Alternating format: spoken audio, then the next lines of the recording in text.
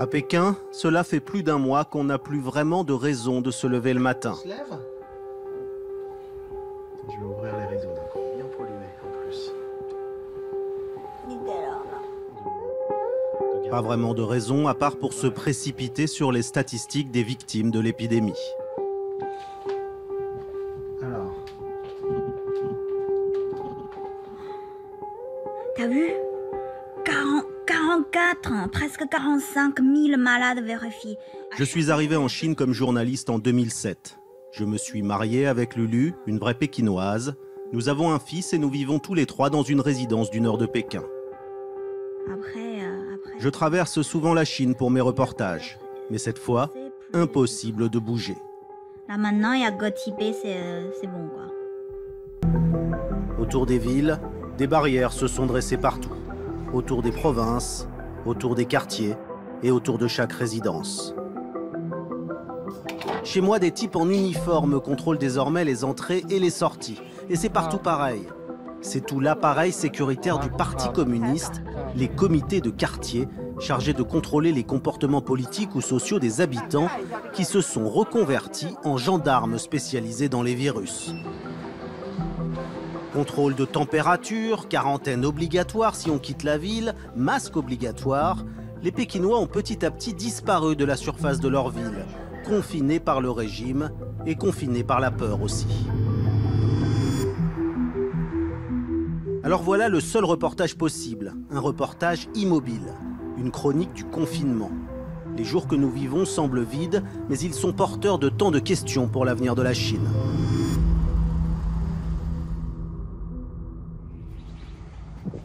L'une des seules bonnes nouvelles, comme nous vivons ensemble 24 heures sur 24, la solidarité familiale ne s'est jamais aussi bien portée. J'arrive même à solliciter mon fils pour donner un coup de main. On va chercher l'eau ? Ouais. L'eau n'est pas potable au robinet, donc il faut se faire livrer ses bonbonnes presque chaque jour. Et depuis que notre quartier est fermé à toute personne extérieure, il faut aller chercher les bidons nous-mêmes. Mon fils a de la chance, la barrière qui condamne désormais l'entrée en bas de chez nous n'est pas très haute.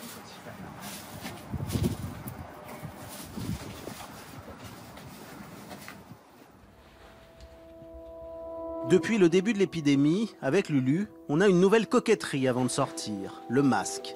Moi le noir, elle le blanc.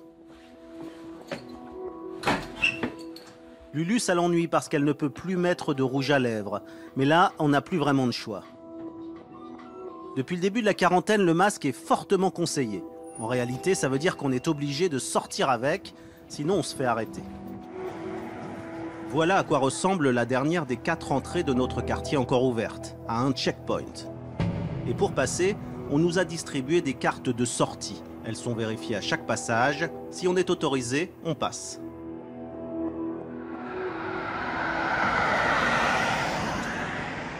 On pourrait croire qu'il est 5 h du matin, un dimanche à Pékin, mais non. En fait, on est en plein après-midi, un vendredi, pour aller faire des courses. Normalement, Pékin, un vendredi, ça ressemble plutôt à ça.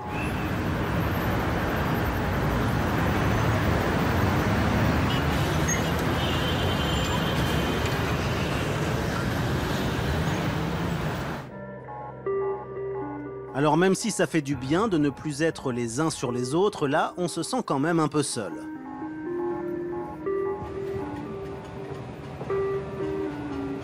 Pour ne rien arranger à cette ambiance stressante, notre température est contrôlée tous les 300 mètres. Poser ces appareils sur des dizaines de poignées, pas sûr que ça soit une bonne idée. Dans le centre commercial, même histoire, pas un chat. Normalement ici on fait toujours 30 minutes de queue avant de récupérer notre café, mais bon, il y a comme un malaise. Heureusement que des jeunes occupent encore le terrain de basket pour redonner un peu de vie à tout ça. D'ailleurs, je me demande comment ils sont encore autorisés à jouer sans masque. On trouve encore des solutions hydroalcooliques. Mais on ne sait pas pour combien de temps. À l'entrée du supermarché, nouveau contrôle. Au moins là, il y a déjà un peu plus de monde. En même temps, depuis qu'on est en quarantaine, l'une de nos seules occupations, c'est de faire la cuisine. Les rayons du supermarché sont presque réconfortants. Presque, car tout le monde à Pékin a vu défiler sur les réseaux sociaux les images des étals vides de Wuhan. La situation dans le foyer de l'épidémie avec ses milliers de malades est dans toutes les têtes et alimente la peur générale. Pourtant, la situation à Pékin n'a rien à voir avec celle de Wuhan. Il n'y a qu'une centaine de malades officiellement ce jour-là, mais la ville est quand même fermée à double tour.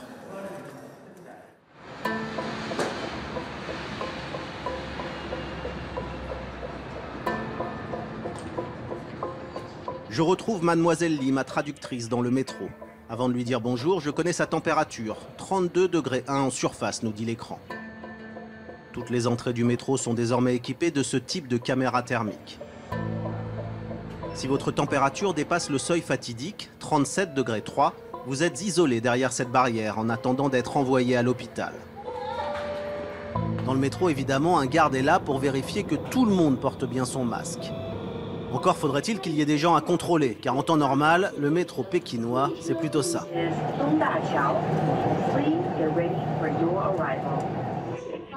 Mais le vrai problème, c'est la pénurie de masques.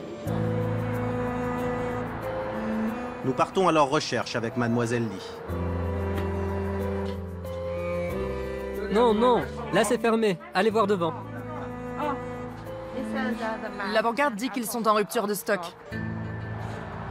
Bonjour, il vous reste des masques? Il me reste des masques électriques. Je peux les voir? Le seul masque qui lui reste coûte 40 €. Il n'hésite pas à nous le proposer. Est-ce que c'est efficace contre le virus? De quel virus tu parles? Eh bien, le coronavirus, l'épidémie. Quelle que soit la qualité du masque chirurgical que vous utilisez, vous devez le changer tous les 2 jours. Tous les 2 jours? Oui, tous les 2 jours, pour être sûr d'être bien protégé contre le virus. Alors qu'avec ce masque électrique, pas besoin de changer. Vous pouvez l'utiliser sans problème pendant 2 mois. 2 mois. Mais est-ce que je peux acheter le genre de masque que vous portez? Non, je n'en ai plus, vous arrivez trop tard. Pour aujourd'hui, c'est fini, tout est parti. Je peux revenir demain et essayer d'en avoir? Oui, normalement, c'est le principe. Vous pouvez venir tôt demain parce que le nombre de masques à vendre est très limité. Et comme tous les gens du quartier le savent, ils viennent très tôt. Ils sont prêts à faire la queue pour en avoir un. Actuellement, tout ce qui concerne l'épidémie est géré par le gouvernement. Ça veut dire que c'est rationné, les quantités à vendre sont très contrôlées. Vous pouvez arrêter de filmer? C'est mieux si vous arrêtez de filmer. D'accord? L'épidémie rend tout le monde encore plus parano que d'habitude. On retente notre chance quelques blocs plus loin. La situation est encore plus décourageante. Est-ce que vous avez des masques? Ils sont en rupture de stock, il n'y en a plus nulle part. Si tu veux autre chose, ils te le donnent, sinon ils laissent les portes fermées. Ici, les pharmaciens n'ouvrent même plus leurs portes et se cachent lorsque nous tentons de leur poser des questions. Au bout de quelques tentatives, une pharmacienne accepte finalement de nous donner quelques indications. Vous avez encore des masques? Et sinon, quand est-ce que vous en aurez? On n'a aucune information, on ne sait pas quand on en recevra d'autres. Mais comment lutter contre cette épidémie sans masque? La situation est kafkaïenne et explique aussi que la seule solution est d'enfermer tout le monde, ou presque. Je décide d'aller place Tiananmen pour constater la situation au cœur de la ville. Les trottoirs du centre-ville sont fermés, alors seule solution, faire le tour de la place en vélo.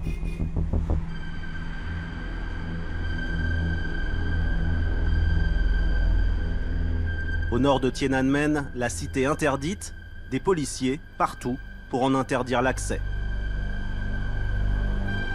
La cité n'a jamais été aussi interdite. Quelques mètres plus loin, Zhongnanrai, le siège du gouvernement. Derrière cette porte travaillent et vivent les leaders du régime, confinés par la peur du virus. Impossible de s'arrêter à proximité.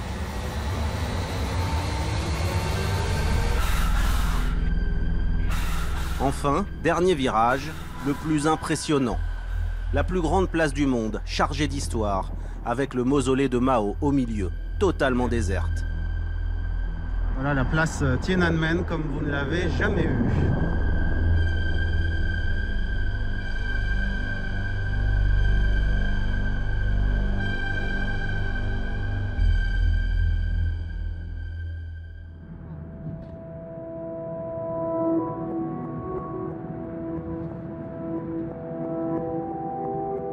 Vu le tournant que prennent les choses en bas de chez moi et dans le centre-ville, j'étais curieux de voir ce qu'il en était dans les quartiers plus populaires de la banlieue de Pékin. La mise en quarantaine est-elle la même? Là-bas, les entreprises logent leurs ouvriers dans des petites maisons à pièces uniques. Un modèle de la société ouvrière où personne n'oserait contredire la parole du régime. Monsieur Chen est chauffeur et vit dans ses résidences. Je l'ai engagé pour la journée pour me les faire visiter. Pour entrer, normalement, il faut vous enregistrer ici. Il faut que je descende leur expliquer, d'accord?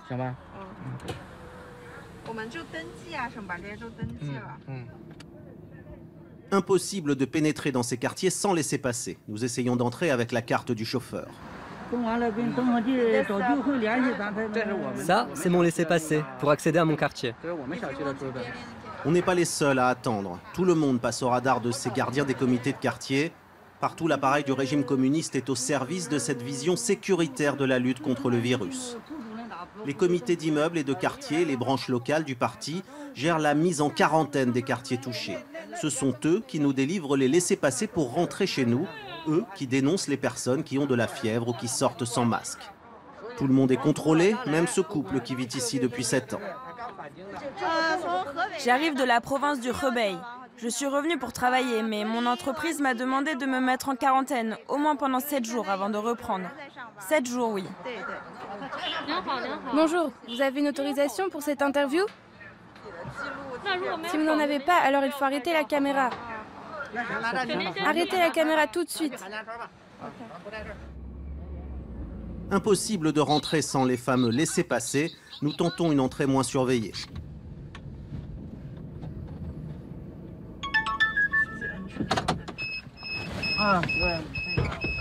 Bonjour, est-ce qu'on peut rentrer? Vous ne pouvez pas entrer comme ça. Je ne sais même pas qui vous êtes. Est-ce que vous venez faire ici? On veut juste aller voir. Si vous voulez rentrer, il faut passer par l'autre porte. Ici, c'est interdit. Les chefs sont tous là-bas. Ah, d'accord. Vivre à Pékin, ces jours-ci, c'est passer le plus clair de son temps dans des palabres inutiles à des points de contrôle, où tout est fait pour ne pas vous laisser passer. Notre chauffeur commence à s'inquiéter, il se demande s'il pourra rentrer chez lui. On vit dans une petite maison juste à côté. On va voir si on peut rentrer par là.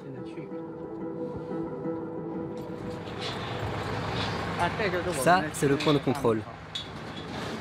Depuis le début de la crise, les agents des comités de quartier se sont démultipliés. Des volontaires, comme ils se surnomment eux-mêmes, sont venus leur prêter main forte, tous unis derrière la nation pour lutter contre le virus. En réalité, avec ou sans brassard, ils sont payés par la mairie pour s'assurer que tout le monde suit les règles. Les contrôles sont stricts et les horaires d'entrée et de sortie très réglementés. Curieusement, ici on nous laisse passer. Quand les portes sont fermées, tu ne peux plus rentrer, quoi qu'il arrive. Moi, l'autre jour, j'ai dû dormir dehors dans ma voiture. Comme partout, les rues, les passages sont déserts. Difficile de trouver quelqu'un pour nous parler. Seule personne à l'horizon, cet homme qui n'est pas sorti depuis 2 jours. Là, j'ai pris des pommes de terre, des nouilles, de l'ail, du tofu, des légumes. Je suis allé faire les courses. Il faut que l'on achète plus que d'habitude car nous sommes 3 à la maison et il n'y a que moi qui sors. Je sors tous les 2-3 jours. Allez, merci. Aussi petites soient ces maisons d'ouvriers, tout le monde reste confiné à l'intérieur, sans récriminer. Ordre du régime. Plus au nord, un autre checkpoint nous arrête, cette fois au milieu de la route. Et les gardes aux cheveux ras sont plutôt nerveux. Vous allez où? On va juste là-bas pour faire demi-tour. Il faut prendre la température. Vous aussi, il faut prendre la température. Pas besoin, je viens d'être contrôlé. Si, il faut prendre la température. C'est bon, tu peux faire demi-tour.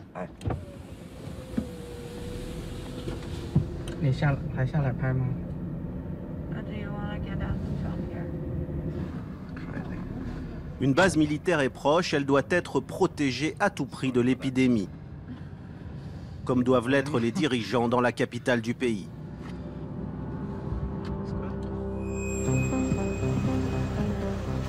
Quand je rentre chez moi, une drôle de surprise devant la porte.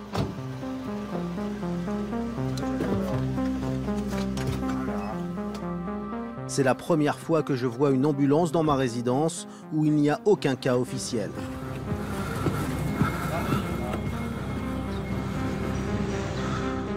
Pour nous rassurer, nous avons désormais la possibilité de vérifier presque en direct s'il y a des malades dans l'immeuble. Plusieurs applications proposent de géolocaliser les malades. Le point bleu, c'est chez moi, chez nous en fait. Et là, autour, c'est des jaunes. C'est la résidence qu'ils ont trouvé des malades. Et pas trouvé en fait, c'est des gens malades qui chez eux. Mais plus le couleur c'est foncé, ça veut dire c'est plus récent. Là, tu fermes, là. Voilà. Chaque petit point rouge représente un cas. Et dans une société chinoise où chacun est surveillé par ses achats, ses déplacements ou la reconnaissance faciale, impossible de passer inaperçu. Ok, c'est là, je clique. La personne qu'ils ont trouvé malade, qu'il est allé où? Un magasin de fruits, un petit bistrot. Donc c'est 2-3 km de loin. Hein. Moi, je suis là. Donc on va pas traverser 3 km pour acheter une bombe, quoi. Non, ça va. Avec le développement de toutes ces nouvelles techniques, ça rend vraiment très pratique pour la vie de tous les jours. Hein, mais quand même, ça fait peur quand même. C'est dans le centre-ville de Pékin que les applications recensent le plus de malades. La grande avenue Wang Fujin est déserte. C'est un peu les Champs-Élysées pékinois. D'habitude, on y croise une foule admirant les grands magasins. Aujourd'hui, les écrans ne diffusent plus de publicité, mais des messages de prévention contre le virus. Au milieu de l'avenue, le marché où l'on pouvait manger brochettes de larves ou de scorpions est fermé derrière cette barrière, où un message affirme qu'une rénovation aura lieu, mais on ne sait pas quand. Pour les commerçants, les journées sont longues. Madame Zhang tient un café, le seul ouvert alentour. Aujourd'hui, je serai son unique client.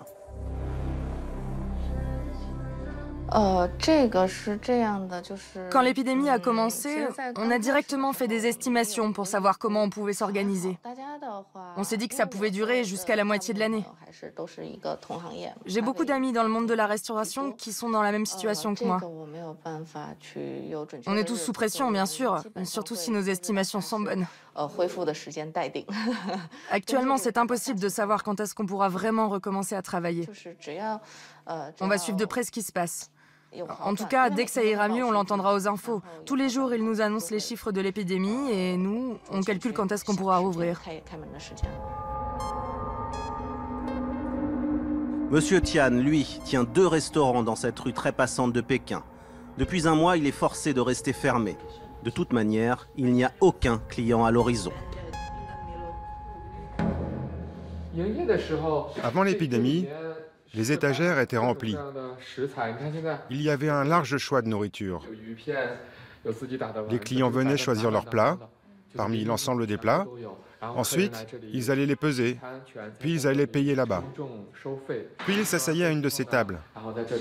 C'était plein à craquer. Et maintenant, c'est vide. On ne peut plus rien faire. Il n'y a plus qu'à attendre. Le gouvernement a demandé à ceux qui le pouvaient de reprendre le travail. Par exemple, ceux qui peuvent travailler de chez eux. Mais pour nous, les restaurateurs, c'est impossible. Et c'est beaucoup trop tôt.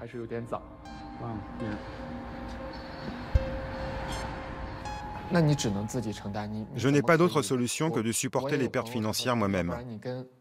Un ami m'a conseillé de négocier avec mon propriétaire, histoire de diminuer un peu mon loyer. Mais ça me gêne. Mon propriétaire aussi est affecté par l'épidémie.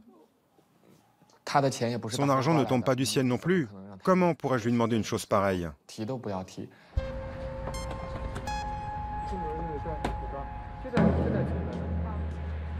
La ville est en sommeil, mais à la maison, on commence vraiment à trouver le temps long. Une petite sortie serait ces jours-ci la bienvenue. Comme personne ne peut nous rendre visite de l'extérieur et qu'en ville tout est fermé, nous décidons d'aller voir notre voisin Gary. On ne se connaît pas vraiment, mais on se salue quand on se croise sur le parking. Hey. Hello, sir. Hello. How are you doing? Hard time. Yeah, it's hard time. Have a seat. Il vit avec sa femme et son chat. D'habitude, il vend des voitures d'occasion, mais là, comme tout le monde, il tourne en rond entre ces 4 murs depuis un mois. La salle de sport est fermée, les restaurants sont fermés, et même le coiffeur est fermé. Alors, c'est vraiment pas pratique. Alors je fais de mon mieux pour trouver des choses intéressantes à faire à la maison. Je joue aux jeux vidéo, je fais du sport. C'est tout, hein. C'est vraiment ennuyant. Ah, je m'ennuie tellement. Gary est autorisé à sortir, mais il ne met pas le nez dehors, il est trop inquiet. Tous les jours, je me réveille. La première chose que je fais, c'est regarder le nombre de morts. Ouais, tous les jours. Vous savez, je me sens vraiment concerné par ça. Depuis la mise en place de la quarantaine, il ne rate plus un seul journal de la CCTV, la chaîne d'État. En 2003, au moment de l'épidémie du SRAS, moi j'étais en 3e année d'université. À l'époque, je trouvais que les gens avaient moins peur que maintenant. C'est sûr, maintenant les gens sont bien plus effrayés par cette épidémie que par celle du SRAS. Les gens disent que si le climat a changé, c'est d'abord à cause de WeChat. Ils disent qu'à cause des réseaux sociaux, on communique beaucoup plus aujourd'hui. Et donc, on se transmet surtout notre peur. À l'époque du SRAS, il n'y avait pas de réseaux sociaux. En 2003, les officiels de Pékin, ils ont commis de graves erreurs. Ils ont caché la vérité. Ça a posé de gros problèmes. Mais cette fois, je pense qu'ils ont fait des progrès et qu'ils gèrent plutôt bien la situation.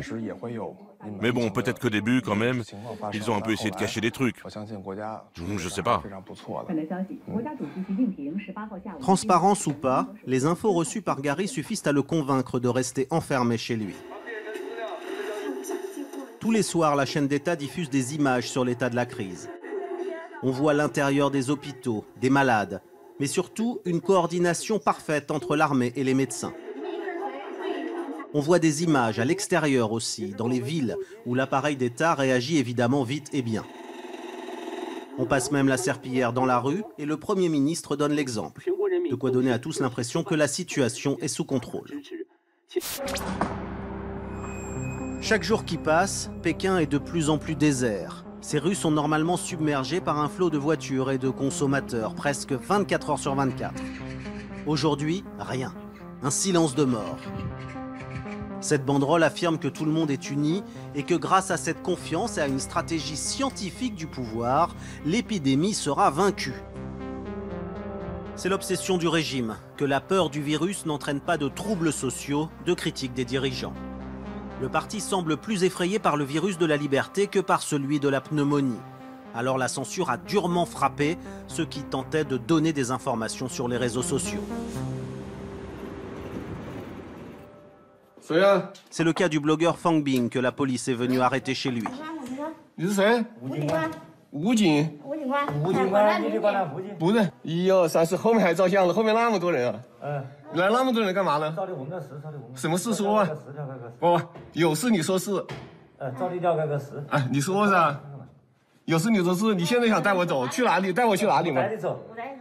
police finira par forcer la porte. Fang Bing n'a pas été revu depuis. Depuis le début de la crise, le blogueur filme tout ce qu'il voit à Wuhan et le poste sur les réseaux sociaux.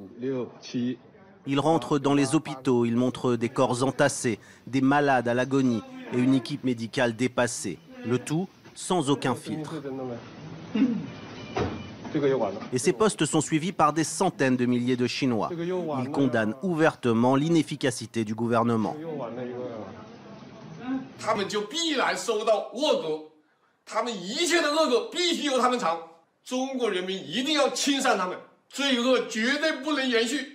Un affront insupportable pour le régime chinois. Avant que Pékin ne réagisse, les vidéos de ce genre se répandent sur les réseaux sociaux. Chen Shuiqiu est aussi très suivi, car lui aussi écume les hôpitaux de Wuhan. Il filme les malades qui attendent sans recevoir de soins, le désarroi des patients qui ne sont pas pris en charge après des jours de fièvre.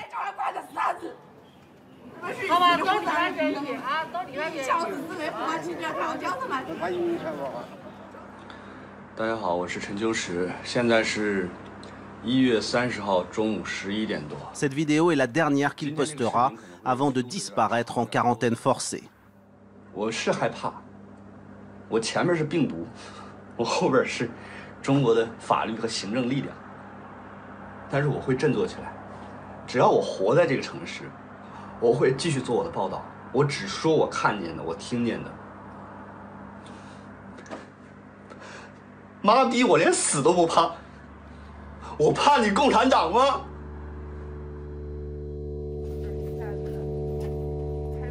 Ces derniers jours, j'ai vu passer des messages sur WeChat et Douban, les Facebook et Twitter chinois, venant d'un couple de blogueurs pékinois n'hésitant pas à braver eux aussi la réalité officielle.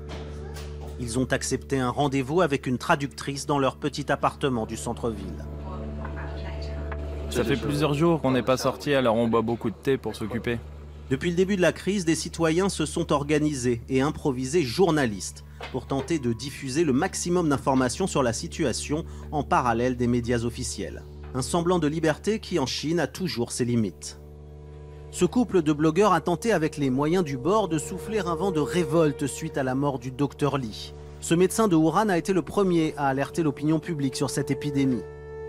Arrêté par la police, il est mort à Wuhan, touché par le virus, devenant le symbole de l'absurdité de ce système qui étouffe tous ceux qui pourraient remettre en cause la stabilité du régime. Quand le docteur Li est mort, les gens étaient tristes et en colère. J'ai pensé que l'on pourrait honorer le docteur en mettant tous un dessin de son visage en photo de profil sur WeChat et Douban, ou en publiant des messages comme « S'exprimer n'est pas un crime » ou « Bon voyage au paradis ». Un peu comme une web manifestation. J'ai lancé le mouvement sur ces réseaux sociaux et en 30 minutes, des milliers d'internautes ont changé leurs photos de profil et partagé mes posts. La police d'Internet a été alertée et m'a donné un avertissement. Le contenu que vous avez posté va être supprimé car il est susceptible de causer un trouble. Si vous refusez de coopérer, votre compte sera définitivement supprimé. En Chine, ces réseaux sociaux servent à tout faire. Payer, communiquer, utiliser les transports. Ne pas y avoir accès, c'est être exclu de la société.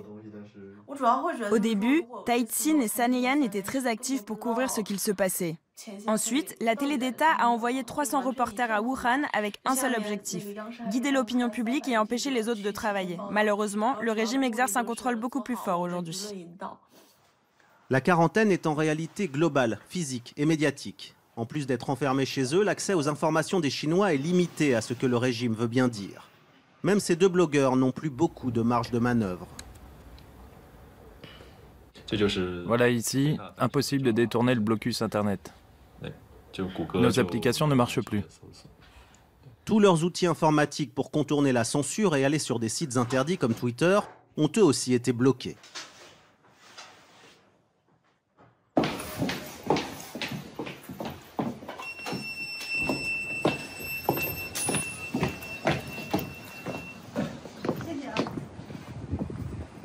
Déjà 2 semaines de quarantaine.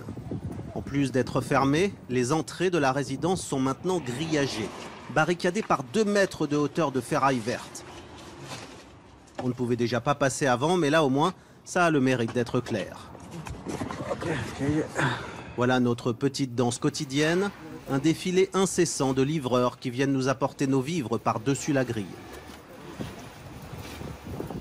Et pour les bidons d'eau potable, c'est de plus en plus laborieux. On se sent tous les jours un peu plus coincé. Attends, je vais la chercher, elle se change. L'école bien sûr est fermée, alors les cours ont lieu via écran interposé. Qu'est-ce que tu apprends à l'école? Tu racontes à Tata? Je m'installe sur la table et j'allume la télé. J'apprends mes leçons grâce à la télé. Et puis quand c'est fini, la maîtresse nous donne des devoirs. Vous communiquez comme nous en ce moment à travers le Skype? Non, avant c'était comme ça. La maîtresse pouvait nous voir, mais maintenant on fait tout à travers la télé et la professeure ne peut plus nous voir. La cousine de Lulu nous envoie quelques images du quotidien de sa fille. Tong Tong est un enfant unique et son quotidien de confinement est organisé à la minute près. Réveil à 8 h, petit déjeuner, puis c'est l'école virtuelle toute la matinée. Et comme lorsqu'elle rentre en classe, la journée d'école commence par une séance de gymnastique.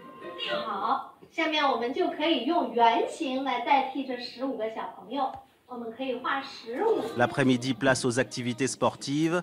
La passion de Tong Tong, c'est la danse.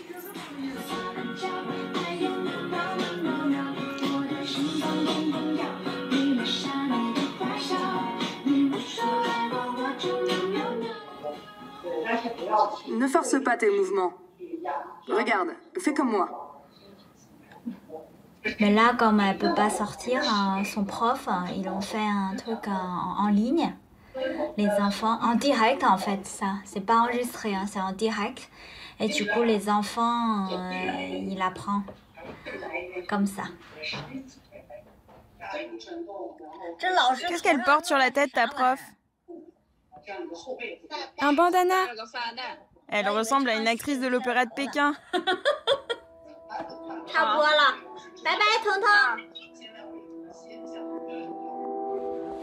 On n'en peut plus d'être à l'intérieur, alors on essaie de s'aventurer dehors.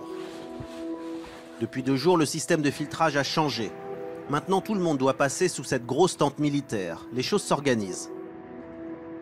On change la couleur de nos cartes en fonction des malades qui ont été repérés dans les zones alentours.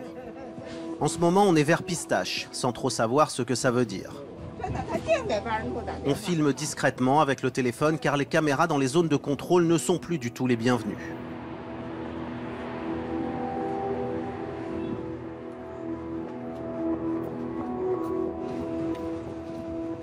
Dehors, c'est encore pire qu'avant. C'est de plus en plus désert. Et les seules âmes que l'on croise ont soit un brassard rouge, soit contrôlent notre température. Ok.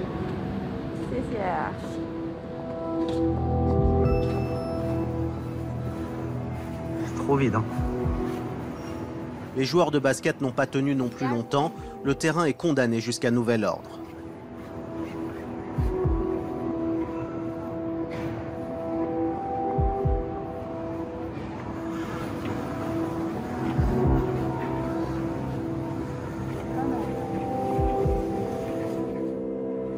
Non, donne-moi la mienne. Au retour, passage obligatoire par la tente.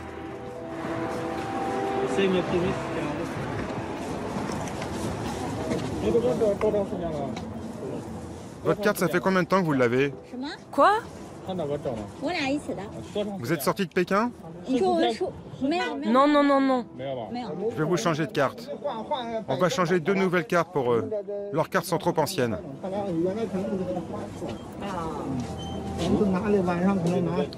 Pourquoi on doit changer? Celles-là sont mieux. Ce sont des cartes de longue durée. Ok, ok, ok. On n'a que 2 cartes pour notre famille alors que nous sommes 3. Et cette fois, elles sont blanches.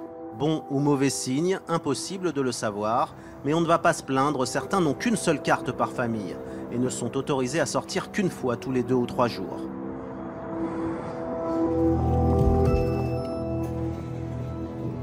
Quatrième semaine de quarantaine, désormais impossible de passer l'eau potable au-dessus de la grille.